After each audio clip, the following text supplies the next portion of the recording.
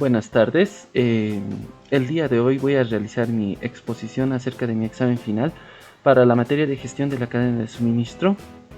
Mi persona es Cristian Kevin, aquí se le desma y esto sería mi exposición final. Bueno, primeramente que el final consta de 10 preguntas, a las cuales vamos a darle solución a lo largo de la presentación. Empezamos con la primera pregunta y es que se nos pide poder determinar el pronóstico de la demanda para el siguiente año 2021. Como primer vistazo tenemos acá los datos de la cantidad de la demanda que nos ofrece la empresa. Ya ordenamos debidamente y como se puede observar en la gráfica, se observa que la cantidad demandada a lo largo de los 4 años fue en creciente. Bueno, antes de aplicar nuestro método de pronóstico, para ello primeramente daremos una pequeña introducción al método que aplicaremos para esta incógnita. El método que aplicaremos será el de la descomposición de una serie de tiempo del método de la regresión lineal. La descomposición de una serie de tiempo significa encontrar los componentes básicos de la serie, tendencia y estacionalidad. Los índices se calculan por estaciones y ciclos. El procedimiento del pronóstico después invierte el proceso con el pronóstico de la tendencia y su ajuste mediante los índices estacionales y cíclicos determinados en el proceso de descomposición, y por la parte inferior podemos observar la representación gráfica si nos da una correlación ya sea positiva o tengamos una correlación negativa donde están esparcidos en la gráfica. Para el proceso de la descomposición con regresión por mínimos cuadrados se tienen dos pasos, para lo cual primeramente descomponer las series de tiempo en sus componentes, encontrar el componente estacional, descontar las variaciones de temporada de la demanda, encontrar el componente de la tendencia. Para el último paso se debe pronosticar valores futuros de cada componente, pronosticar el componente de la tendencia en el futuro, multiplicar el componente de la tendencia por el componente estacional. Y finalmente presentamos las ecuaciones del método que utilizar para determinar el pronóstico, para lo cual podremos hallar nuestro índice de estacionalidad promedio. Bueno, arrancando con el método de descomposición con regresión por mínimos cuadrados, para esta parte lo que primeramente se hizo con los datos fue proporcionados por la empresa, se los dividió los meses del año por trimestres. Después se procedió a agrupar los trimestres con sus respectivos años, con los cuales se tendrían los datos agrupados en 4 trimestres por cada año. Y como se puede observar, se tendría la gráfica que hasta el periodo 2020, la cantidad demandada tiene una subida en la demanda y la gráfica tiene un orden por trimestres. Una vez de que nuestros datos estén agrupados por trimestres, se pueden continuar con el cálculo del modelo y pronósticos, para lo cual primeramente se debía hallar mediante una serie de cálculos los datos ajustados y graficando nuestro número de trimestres y los datos ajustados de anteriores gestiones. Se lograba hallar nuestra regresión lineal, para lo cual nos abriría paso para continuar con los siguientes cálculos. Haciendo uso de nuestros nuevos datos ajustados de la cantidad demandada que nos ofrecía la empresa, se lograba hallar el pronóstico para la siguiente gestión 2021. Para lo cual obteníamos un promedio del año de cantidad demandada de 3.417.90 y una desviación estándar de 1.531.84, y como error de pronóstico se tiene 7.73, lo cual es un error aceptable y que los datos hallados son confiables. Por otra parte, se puede observar la gráfica entre la cantidad demandada ajustada y el pronóstico, y como se puede apreciar nos da un buen indicio de que se tendrá una buena demanda más creciente para la siguiente gestión. Con la siguiente pregunta, calcular lo que es la política de inventario. Para nuestra política de inventario se contaba con los datos de unidades de cajas de 8 unidades, el costo por unidad, precio de venta por unidad, costo de ordenar, costo de mantener, semanas al año y días al año. Para lo cual, para continuar con nuestro cálculo, se usaba de nuestro pronóstico promedio y la desviación estándar, y mediante eso se multiplicaba por los 4 trimestres ordenados anualmente y las 8 unidades por caja. Y lo mismo para hallar nuestro sigma, Una vez teniendo eso, hallábamos nuestra cantidad óptima para ordenar costos logísticos y costo total y el tiempo de orden, y como resultado obteníamos nuestra política de inventario, que se debía ordenar una cantidad óptima de 81.748.76 unidades cada 300 días. Y esa pasaría a ser nuestra política de inventario para la parte de operadores logísticos. Para el punto de reorden, como se puede observar, tanto Apple Cargo como Fast Track nos ofrece su lead time, el tiempo de entrega, para lo cual si se llega a ordenar las 81.748.76 unidades óptimas, en Apple Cargo se debería reordenar cada vez que las unidades desciendan a 30.000.42, y en Track Fast se debe ordenar cada vez que se desciendan a 1528.42 unidades. Bueno, para la pregunta 3 se tiene que decidir qué modo de transporte la empresa debía utilizar. Continuando con la toma de decisión sobre la toma de transporte, ya sea Apple Cargo o Fast Track, primeramente mediante la calculadora de cajas de un contenedor con las dimensiones de la caja, optamos por escoger un contenedor de 20 pies y para los cuales las unidades totales que pueden entrar son 392.544 unidades totales. A continuación, utilizando nuestra demanda promedio y el sigma anteriormente calculado, nos disponemos a hacer los cálculos correspondientes, hallando nuestro lead time y sigma de lead time. Y mediante las ecuaciones de los totales logísticos obtenemos como resultado que la opción más fiable a tomarse en cuenta en cuanto a costos, la mejor elección sin duda es Fast Track, ya que nos ofrece una alternativa bastante menor en comparación a Apple Cargo. Continuando con la pregunta 4 del final, que es el cálculo del costo de almacenaje. Para calcular lo que es el costo de almacenaje, la propia empresa nos ofrecía datos sobre lo que es las dimensiones del almacén. En largo 35 metros, en ancho 27 y en alto 10 metros, lo que nos da un total de 9.450 metros cúbicos. También nos ofrecían las medidas de rack simple 30 de largo, 2.4 de ancho y 7.5 de alto metros. El montecarga requiriendo un espacio de 2.5 metros para trabajar, se tiene 5 selectivos con 5 niveles. Cada nivel tiene la capacidad de almacenar 60 pallets y cada pallet tiene la posibilidad de almacenar 48 cajas de producto. Pasando a los cálculos, en cuanto a costo y gasto, el tipo de cambio que se introdujo para el dólar fue de 6.96. El cambio en bolivianos, lo que nos daba un costo mensual total de 161.061.46 bolivianos. Y comenzábamos con los cálculos en cuanto a productos. A capacidad obteníamos 72.000, costo de almacenar metro cúbico 298.26 por metro cúbico y costo de almacenar posiciones 107.37 bolivianos por posición. Obtuvimos un análisis de 6 pasillos, una superficie de 945 metros cuadrados, superficie efectiva de 360 metros cuadrados y un 0.38 de superficie útil, lo cual es algo para observarse, ya que esto nos indica que no se está ocupando la capacidad total del almacén. Como quinta pregunta tenemos lo que es la clasificación ABC. Para la clasificación ABC, lo que nos aportaba como dato fue el número de tiendas, cantidades vendidas, ventas totales y costo total. La descripción del artículo, precio unitario, costo unitario, inicio del tipo de clase y su clase final y las correspondientes descripciones del ítem. Bueno, pasando a lo que es la clasificación ABC, ahora para la clasificación final lo que se hizo fue agruparlos todos los ítems por el SKU. Después tenían un total de cantidad vendida y en función a lo que querías clasificar, ya sea costos totales, costos unitarios o ventas totales, esto se los agrupaba teniendo así el porcentaje individual por cada SKU, el porcentaje acumulado y la correspondiente clasificación ABC. Siendo el SKU 887703 teniendo una clasificación A, el SKU 896951 teniendo una clasificación B y el SKU 88 84 43 y 11 65 25 teniendo una clasificación B. Bueno, pasamos a la siguiente pregunta, es la 6, determinar el centro de distribución óptima.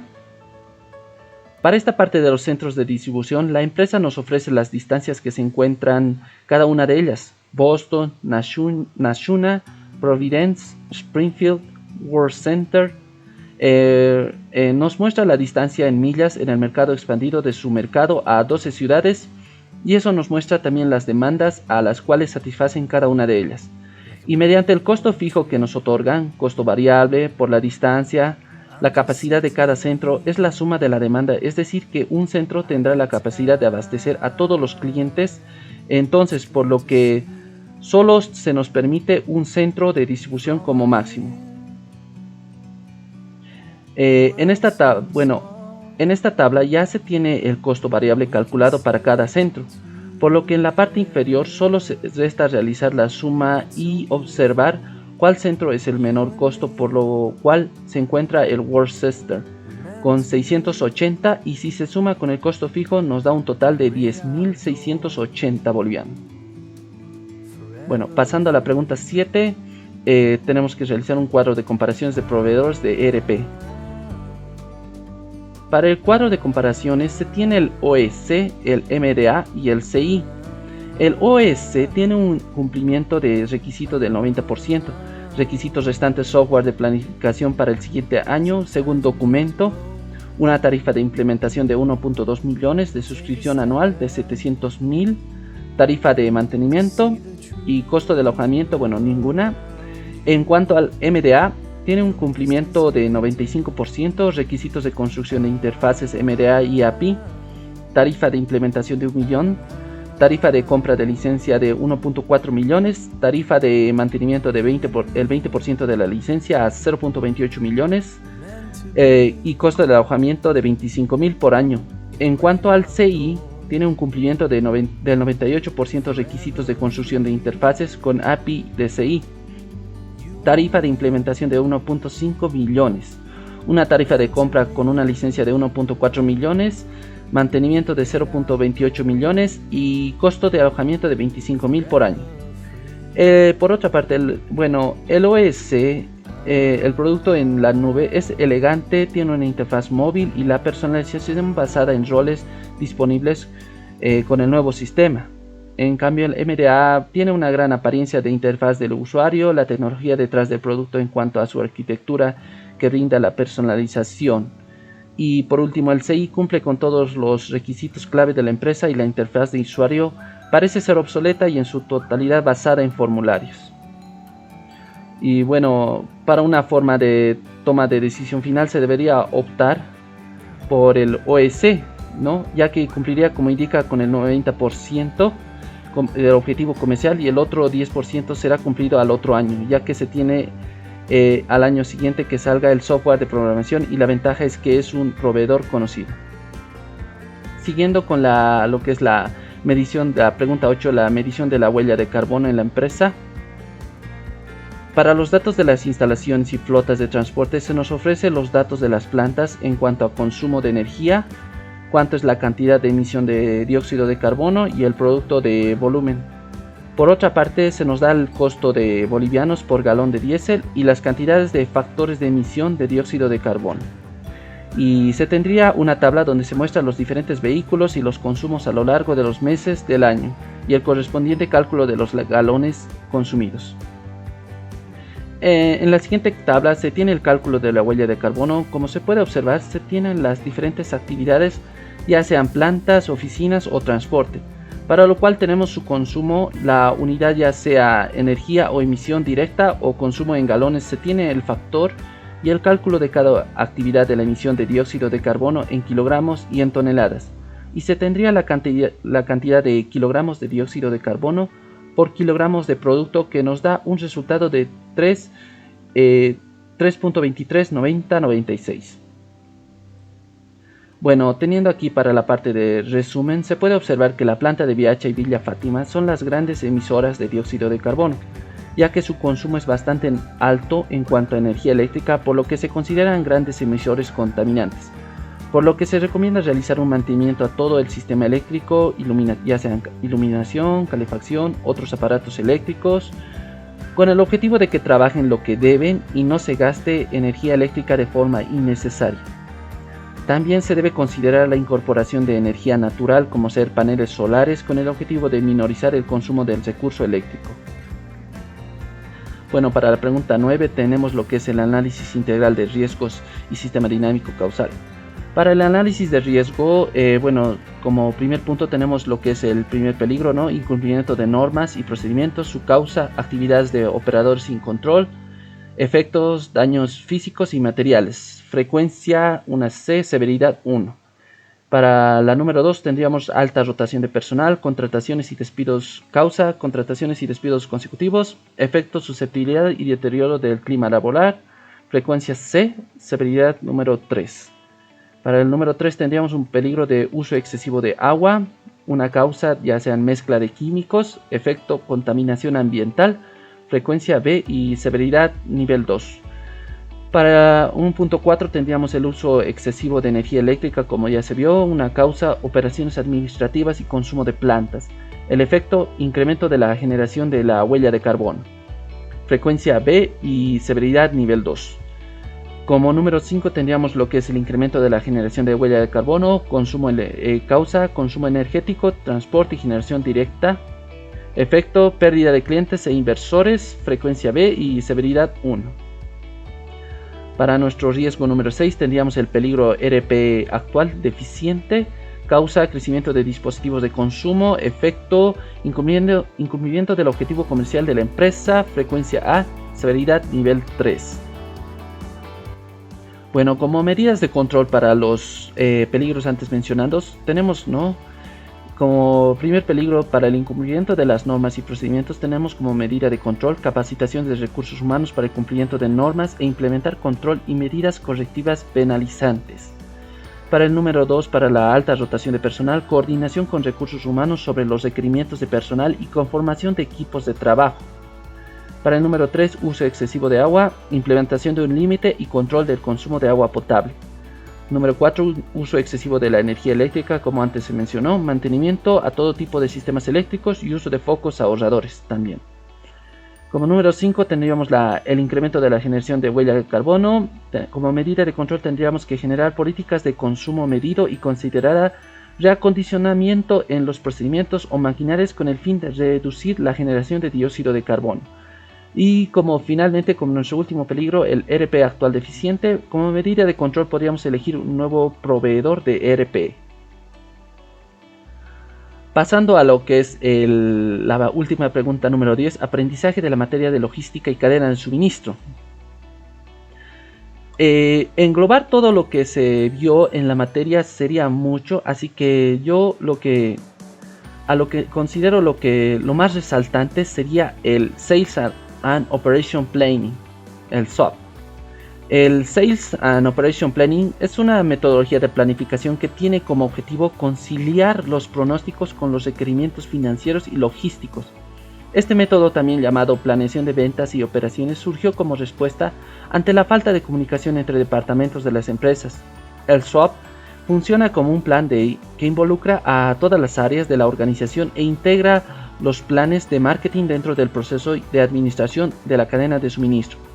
Esto se hace con el fin de conseguir los objetivos establecidos anteriormente y observar su cumplimiento y reformulación periódicamente. ¿Cuál es el impacto del SOP? El Sales and Operation Planning permite tener productos rentables y niveles de servicio convenientes que facilitan lograr el presupuesto anual orientado a los esfuerzos de los segmentos de productos y clientes óptimos, rentabilidad y rotación. Integra abastecimientos, manufactura, distribución y transporte para reducir los tiempos de entrega, reducir los niveles de inventario y mejorar el servicio a los clientes. Permite la simulación y la implementación de las decisiones tácticas de planeación y suministro. Considera restricciones y penalizaciones para planificar el flujo de productos a través de la cadena de suministro. También permitiendo el análisis del nivel de servicio, inventarios y la utilización de activos. Bueno, factores críticos para su implementación. Bueno, el primer paso es tener todos los elementos de proceso, actividades definidas y calendarizadas. Participación interfuncional, responsabilidades identificadas, ejecución según el calendario, reuniones estructuradas, indicadores del proceso y tecnología que habilita esta metodología adecuadamente. Además, existen otros elementos necesarios para poder cumplir con los objetivos planteados. Alinear sistemas de medición y recompensa. SOP necesita el respaldo de ventas, mercadotecnia y operaciones, y esto solo se puede conseguir si existe una real alineación de los objetivos entre todos los colaboradores y departamentos involucrados. Los indicadores tienen que medir la asertividad del pronóstico, revisar el cumplimiento del ingreso y la rentabilidad. Como punto 2, facultar a los participantes para tomar decisiones. Durante el proceso, los profesionales realizarán recomendaciones basadas en la información disponible. Si luego las decisiones son revertidas, el proceso perderá su norte. Bueno, como punto 3, implementar la metodología según el nivel de madurez adecuada. Un proceso de SOP en una empresa requiere de un estado en la que cada etapa consolidará elementos que permiten obtener buenos resultados. Una vez estabilizado el proceso con el adecuado nivel de madurez, se tiene que continuar con la evolución de este. Como último punto, involucrar a la alta gerencia para conseguir convertir el SOP en un proceso de gestión del negocio formal en la empresa. Los altos mandos tienen que estar convencidos de la información que genera. En conclusión, el SOP es un proceso que atraviesa todos los departamentos de una organización. Su correcta implementación permite tener un funcionamiento más ágil y fluido en la empresa. Algunos de los beneficios que brinda son rentabilidad, mejores ingresos, flujo de efectivo y servicio al cliente. Asimismo, habrá una importante mejora en la comunicación y coordinación entre las áreas. Muchas gracias.